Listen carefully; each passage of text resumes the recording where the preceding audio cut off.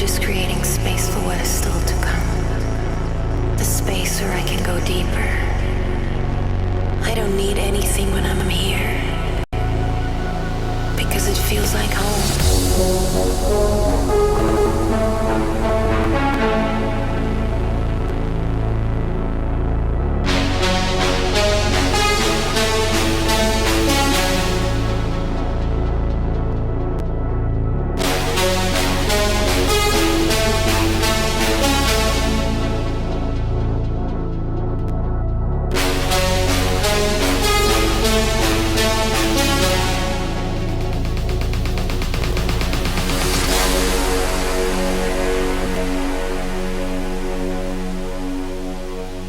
I don't need anything when I'm here, because it feels like home.